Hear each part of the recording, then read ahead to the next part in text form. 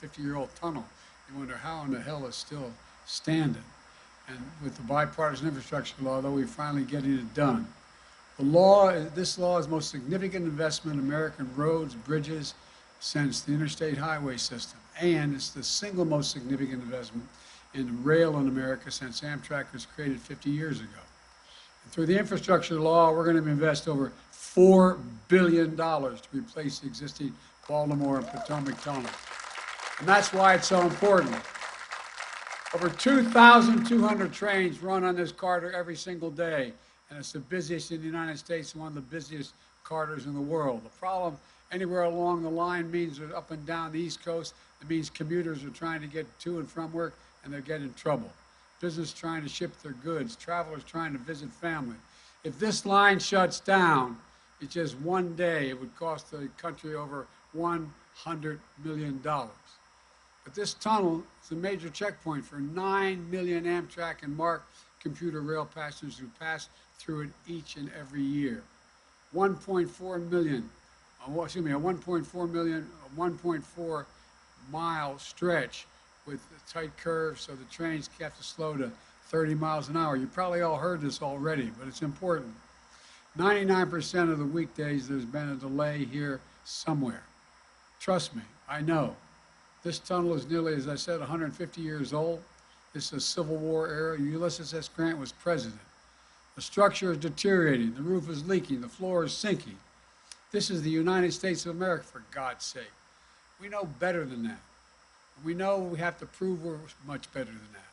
Funding from the infrastructure law will fully replace this tunnel. And we're naming the new tunnel after Frederick Douglass, who boarded this train to freedom right here in Baltimore. You know, and he escaped slavery. He traveled the country by rail, fighting for abolition and civil rights. So that's fitting we honor him in this way. The Frederick Douglass. Look, we have a lot to do.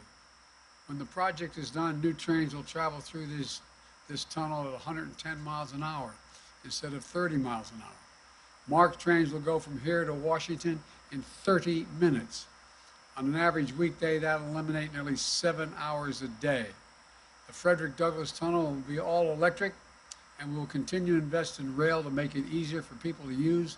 Its potential to take thousands of vehicles off the highways, including the interstate, and save millions of barrels of oil, reducing pollution.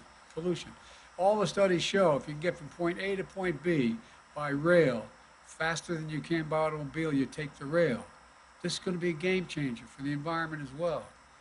And so this is what we're doing across the country, not just here. Tomorrow I'll be in New York for a similar announcement, the Hudson Tunnel Project and a critical juncture in the Northeast Corridor. Earlier this month I was in Kentucky with the Republican leader, and they're standing there, and the Republican governor and also Democratic leaders. Over $1 billion is being spent on the Brent Spence Bridge over the Ohio River connecting Ohio and Kentucky. We're repairing the original bridge and building an entirely new one parallel to it. Each day, trucks carry about $2 billion worth of freight across that bridge from Florida to Canada. And it was built 60 years ago. Folks have been talking about fixing it for decades, but now we're finally going to get it done.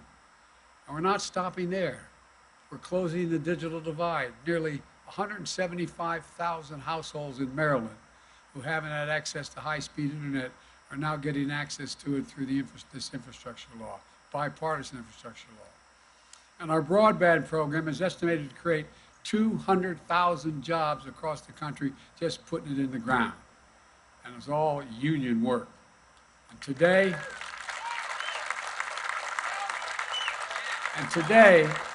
we're announcing a nearly $4 million grant to the great HBCU in Baltimore, Coppin State University, to buy new laptops to give students digital skills and training that they need to compete in today's workplace.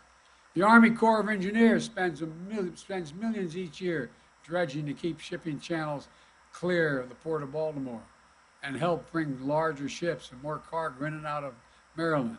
Now, we're investing another $84 million in infrastructure law to take the dredged material and restore the mid-bay islands on the Chesapeake, a critical habitat for fish and shellfish and birds. And these islands are central to to the fishing and tourist industry. There's a lot we're going to get done. And one of the things about the infrastructure law I'm most excited about is we're doing all this with workers, with products made in America, with union labor. In fact, today we're announcing this project will be built under a project labor agreement. These agreements are agreements that contractors and unions put in place before the construction begins. They ensure major projects are handled by well-trained, highly skilled union workers, resolve disputes ahead of time, ensuring safer work sites, avoiding disruptions and work stoppages that can cause expensive delays down the line. So they're not just good workers, they're good taxpayers too. Amtrak and the building trades have agreed that the project labor agreement will be in place not just here in Baltimore, but all across major rail construction projects up and down the Northeast Corridor.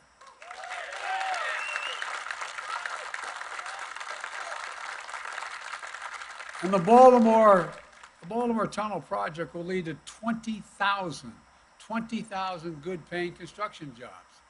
Laborers, electricians, carpenters, cement masons, ironworkers, operating engineers, and so much more. These are good jobs you can raise a family on. And most don't require a college degree, but they do require the equivalent of a college degree. You have to have 4 to 5 years of an apprenticeship.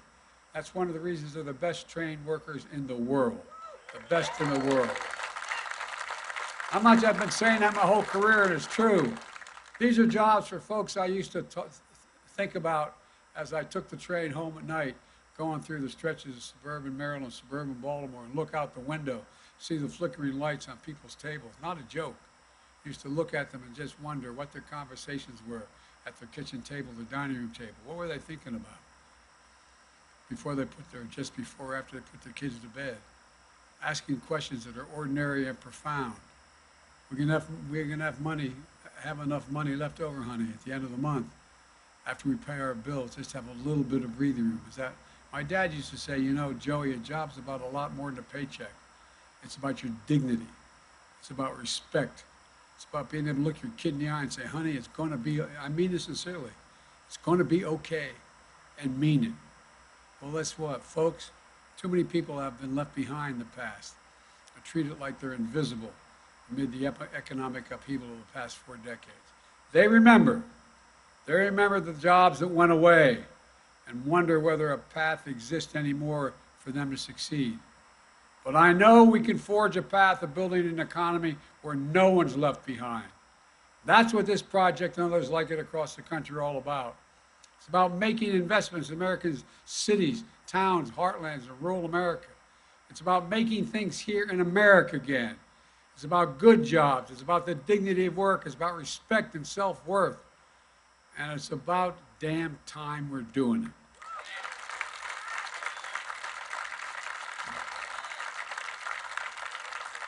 We're in through 4 decades where we exported jobs and imported product.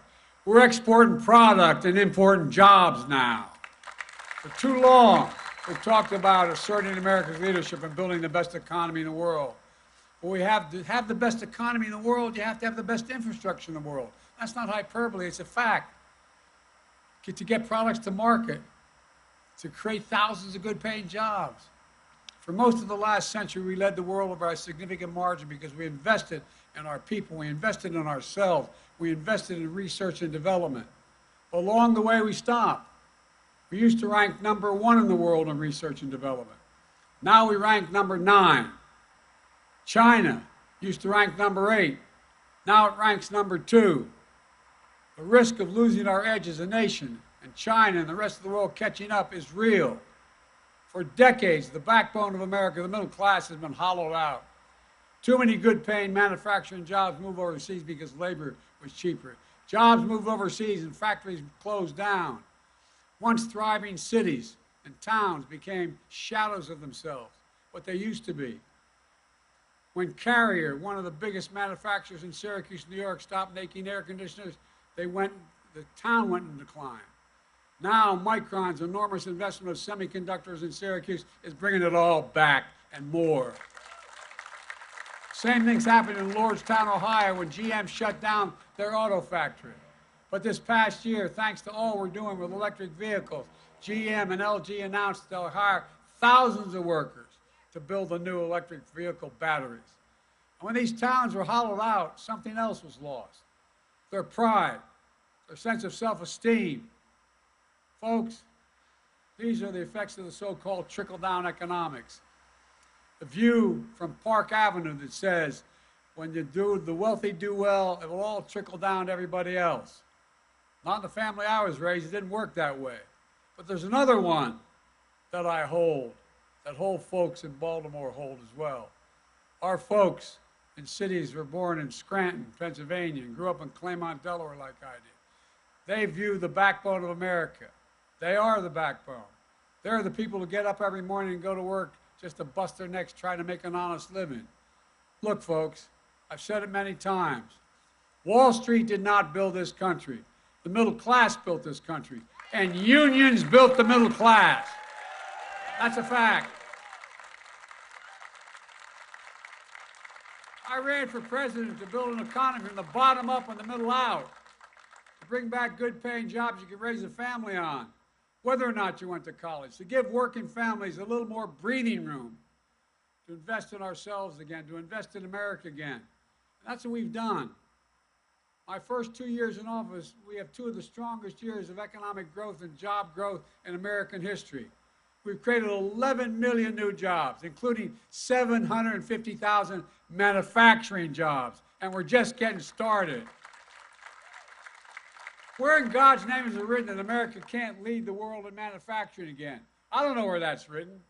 In addition, there's been major private investment, totaling nearly $300 billion in American manufacturing, including for semiconductors and small computer chips that power virtually everything in our lives, from cell phones to automobiles to artificial intelligence. You know, what a lot of people don't remember or don't know, we invented the computer chip in America. We invented it, and we made it more sophisticated. 30 years ago, America had more than 30% of the global chip production, worth tens of billions of dollars. But today, we produce only around 10% of the world's chips. Instead of the supply chain for these chips starting with us, it starts with countries you can't rely on. New automobiles need 3,000 of these chips just to be made. When overseas factories make these chips shut down during the pandemic, automakers in America had to shut down their product lines too. We couldn't produce enough cars because we didn't have enough chips. We can't ever let that happen again. That's why we came together to pass the Bipartisan Chips and Science Act, and we're seeing the results now. Just a few hours north there, IBM invested $20 billion in its facility in Poughkeepsie, New York, in semiconductor design and manufacturing, quantum computing, artificial intelligence. Intel is investing $20 billion building 2 chip factories, fabrication facilities, just outside of Columbus, Ohio. $100 billion with Micron in Syracuse, $40 billion with TMSC in Phoenix. Our economic agenda has ignited a boom in manufacturing, from semiconductors to electric vehicles to advanced batteries. They're going to power those vehicles, and in addition to that, anybody from the IBW here? 500,000 charging stations you're going to build in America so you can go from coast to coast to coast. Look, there's much more to say about what we're going to be doing to modernize American rail. Let me close with this, because if we don't get it by 1/4 we're all here for the next 2 hours, almost. When America sees these projects popping up across the country, it sends a really important message. When we work together, there's not a damn thing we can't do. There's nothing beyond our capacity. We can move this. We can move this nation forward. And it sends another message as well. A message of pride. Pride in our country. Pride in what we can do when we do it together. You've heard me say it, and I apologize for repeating, but as long as I'm here, I'm going to say it. That has never been a good bet. Never been a good bet to bet against America. Never. I can honestly say, as I stand here today, I have never been more optimistic about America's future. You just have to remember who in God's name we are. We're the United States of America. There's nothing beyond our capacity when we work together. We've never failed to meet an objective when we set our mind to it. So it's about time we say, once again, we're going to lead the world in the second quarter of the 21st century. May God bless you all, and may God protect our troops. Thank you, thank you, thank you.